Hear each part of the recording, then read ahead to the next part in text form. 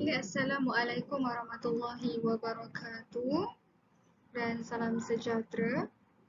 Hari ini saya akan mempersembahkan tugasan individu pentaksiran berterusan untuk subjek PIMK 2082 iaitu pentaksiran dalam pendidikan Islam sekolah rendah, di mana saya mengambil tajuk integriti dalam urus tadbir peperiksaan di bawah bimbingan pensyarah Jabatan Pendidikan Islam iaitu Ustaz Muhammad Arifin bin Saleh.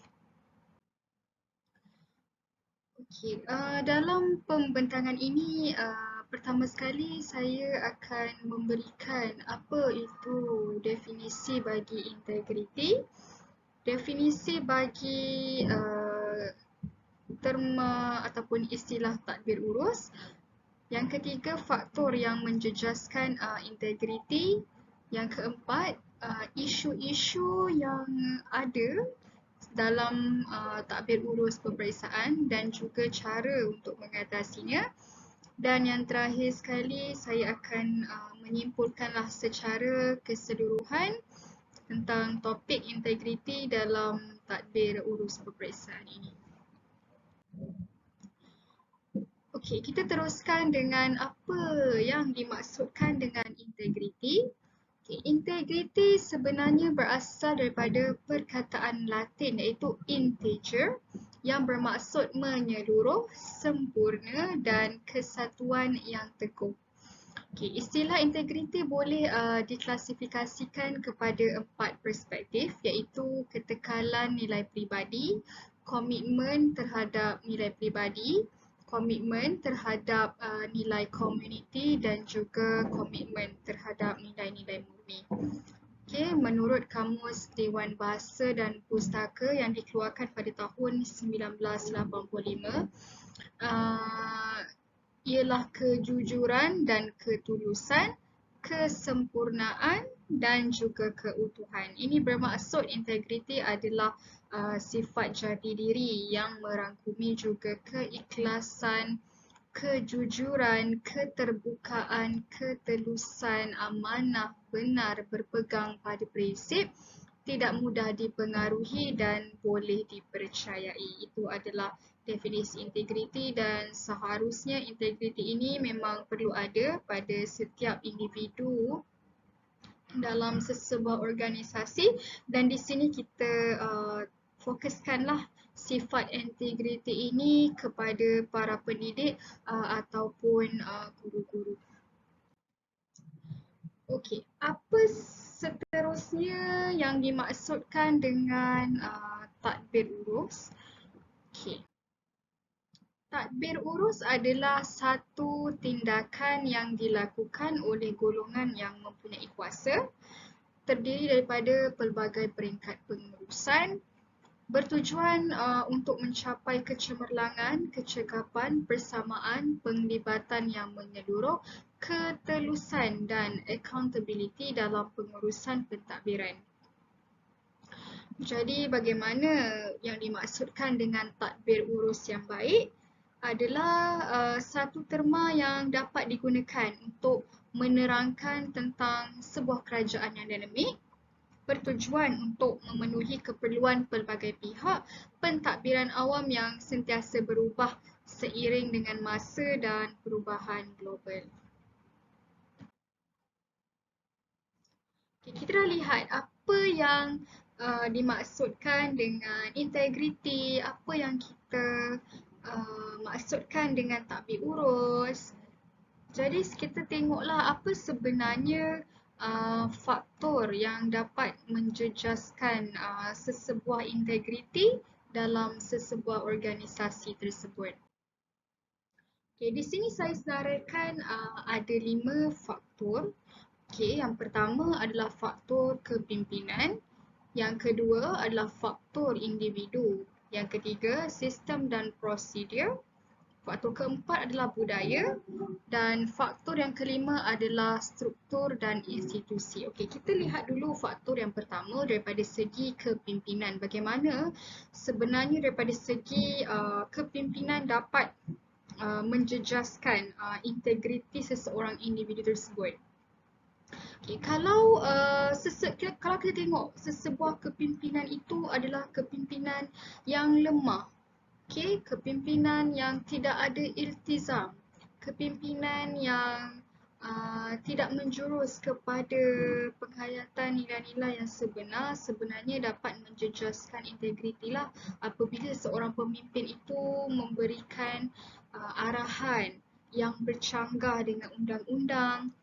Kan, jadi orang yang berada di bawah pimpinan tersebut juga akan merasakan kepimpinan ini adalah salah satu kepimpinan yang runcing dan dapat menjejaskan integriti seseorang individu tersebut yang berada di bawah kepimpinannya.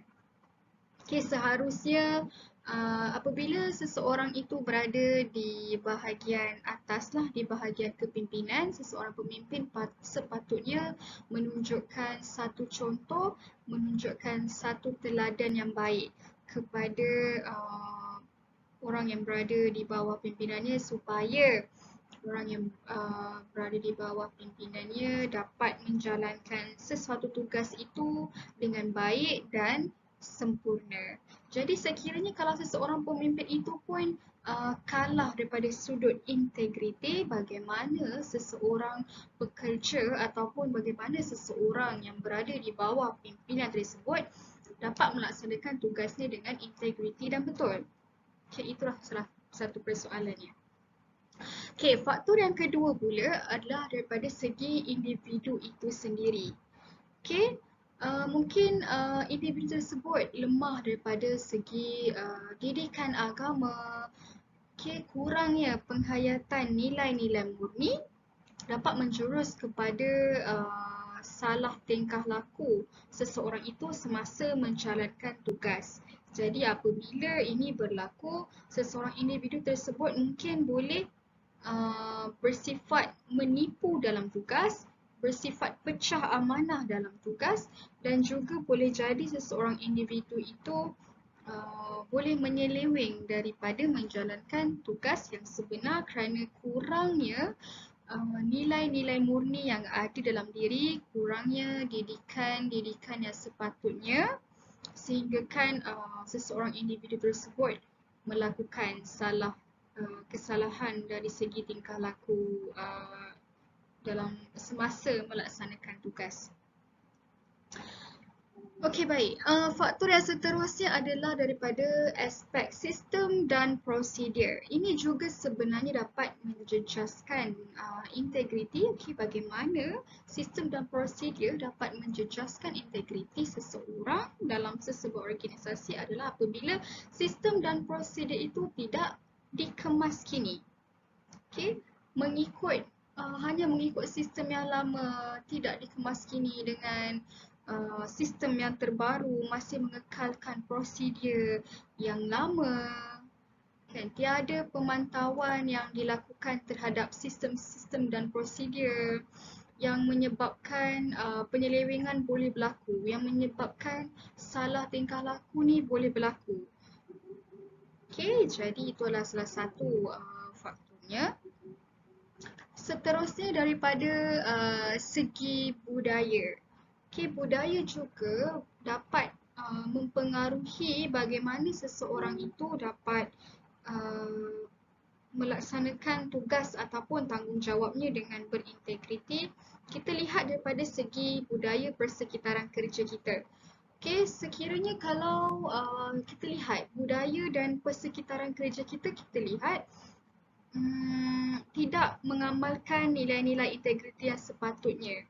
Mungkin ada yang mengambil rasuah, mungkin ada yang pecah amanah dan khianat. Jadi budaya yang tak elok itu ataupun toksik berkembang di dalam persekitaran kerja. Jadi bagaimana kita nak melahirkan seseorang pekerja yang berintegriti sekiranya budaya yang disemai, budaya yang diterapkan tidak menyokong untuk berlakunya sesebuah integriti itu semasa pelaksanaan tugas. Okay, jadi sebenarnya budaya itu ataupun persekitaran kerja kita sangatlah membantu. Okay, untuk kita melakukan sesebuah tugas ataupun amanah yang diberikan itu dengan sempurna dan bertanggungjawab lah. Okay, seterusnya kita lihat daripada segi struktur dan institusi bagaimana ia dapat menjejaskan integriti. Kalau kita lihat institusi sepatutnya adalah dia punya misi, ada visi, ada matlamat yang jelas. Kita nak bawa kita punya institusi ni ke mana? Ke arah yang lebih baik ataupun ke arah yang tidak baik. Kita nak menuju uh, ke matlamat yang bagaimana institusi yang kita inginkan. Institusi yang bebas daripada rasuah, institusi yang bebas daripada becak amanah. Jadi kita kena lihatlah bagaimana matlamat institusi tersebut sebenarnya tidak mahu. Sebenarnya kita tak nak tengoklah institusi kita ni banyak berlakunya penyelewengan, banyak berlakunya salah laku dalam kalangan pekerja tersebut. Okey, seterusnya kita lihat isu-isu semasa tadbir urus peperiksaan. Okey, ni saya beri fokus kepada sekolah lah kan. Apakah sebenarnya isu-isu yang berlaku semasa tadbir urus peperiksaan? Adakah ia berjalan dengan baik ataupun sebenarnya ada juga isu-isu yang terpencil yang perlu kita bangkitkan supaya kita dapat memberitahu, melaksanakan penyelesaian cara untuk mengatasi isu-isu tersebut. Kalau kita lihat daripada isu yang pertama adalah daripada segi kebocoran kertas peperiksaan awam. Kalau kita lihat isu kebocoran kertas peperiksaan awam ini sebenarnya tidaklah asing lagi. Saban tahun kita mendengar isu ini kerap kali berlaku. Kertas peperiksaan bocor, soalan bocor dan murid-murid yang dapat soalan tu dapat jawab dengan sempurna. Berlaku ketidakadilan kepada pelajar-pelajar yang lain. Okay. Alright.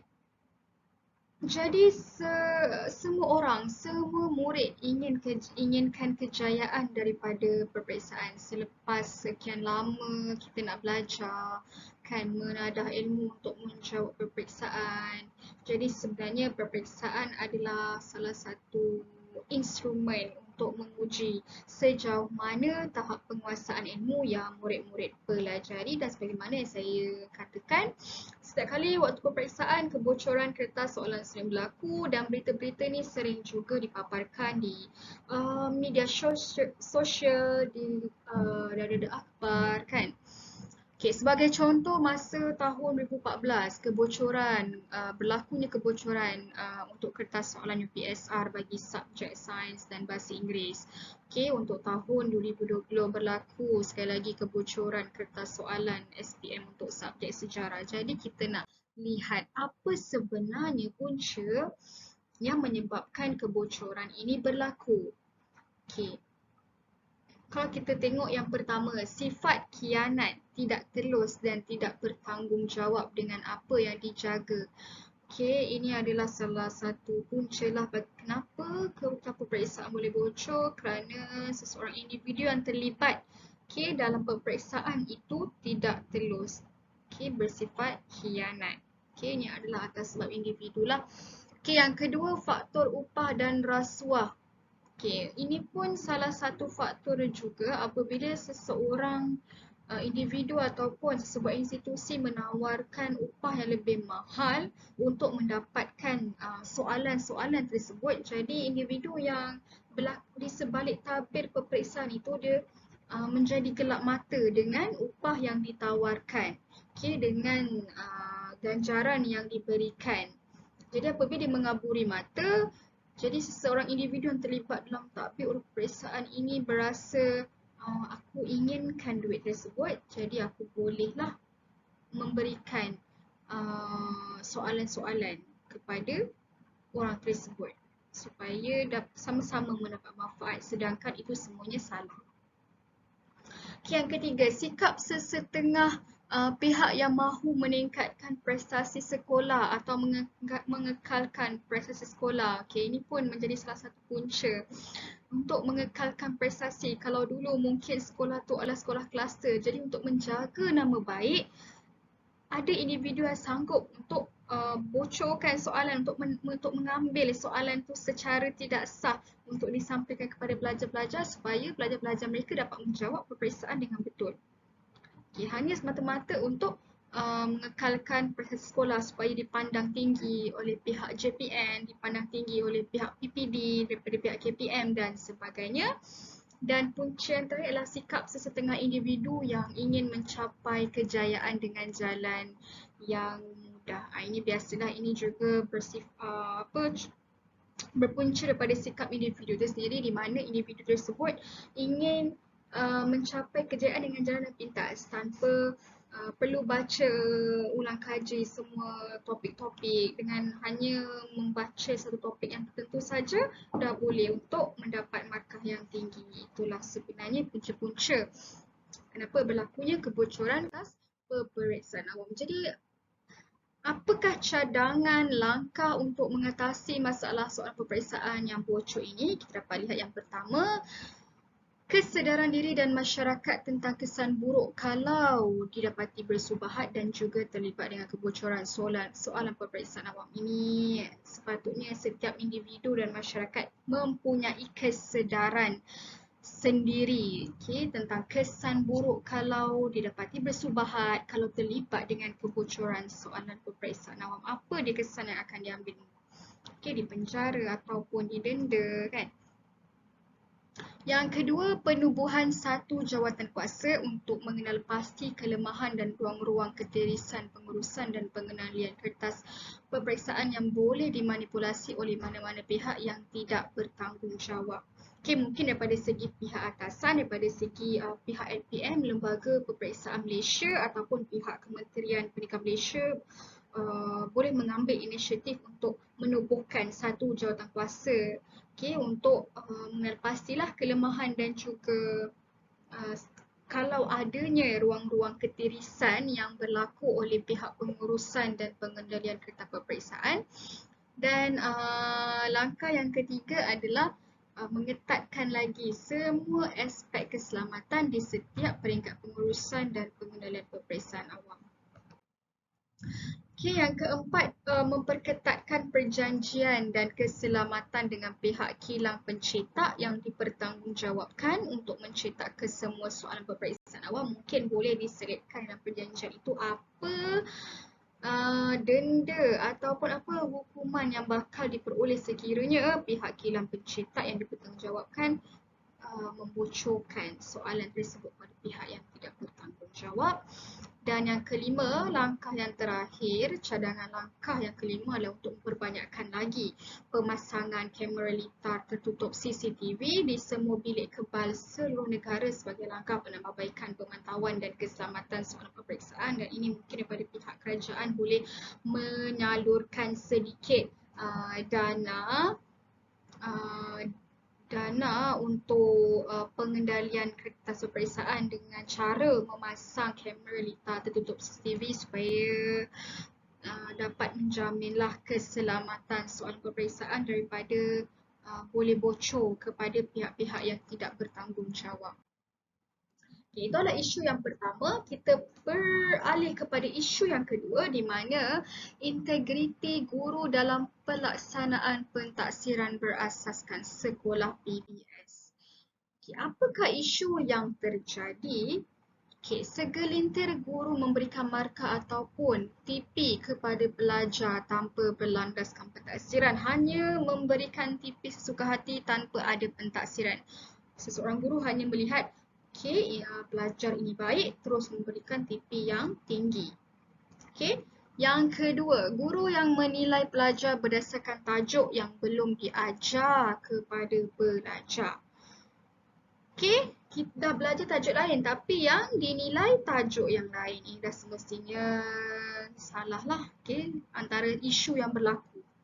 Okey, dan yang ketiga adalah keesahan dan kebolehpercayaan dalam ujian yang diragui, di mana contohnya soalan kibat tidak mengikut aras belajar.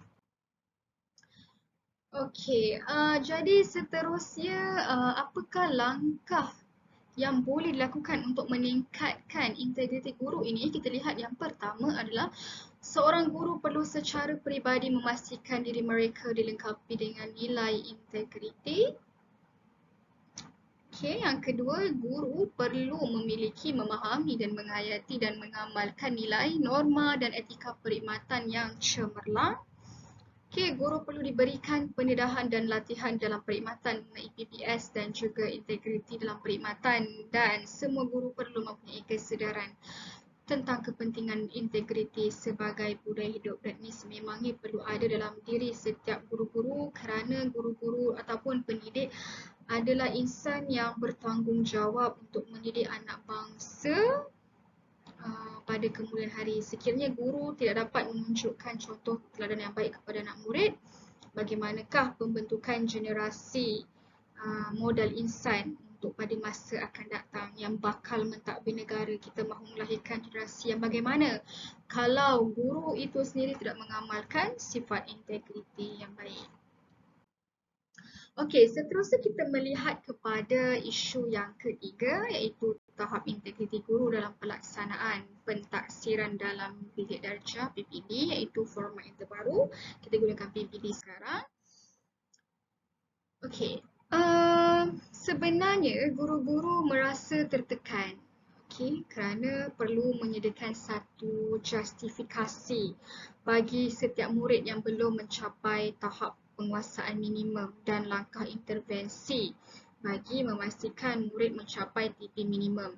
Kalau kita lihat, kadang-kadang sebenarnya murid itu belum lagi mencapai TP 4 ataupun TP5. Sebenarnya murid itu mungkin baru berada pada TP2 ataupun TP1, tapi disebabkan tekanan yang diberikan oleh pihak atasan lah, seperti pihak KPM, pihak PTD, pihak JPN ataupun pihak pentadbir sekolah itu sendiri ingin menjaga reputasi, tidak mahu anak-anak murid tersebut diberikan TP ataupun tahap penguasaan yang tinggi. Jadi guru-guru ini terpaksa memberi satu TP yang sebenarnya tidak layak dengan murid tersebut.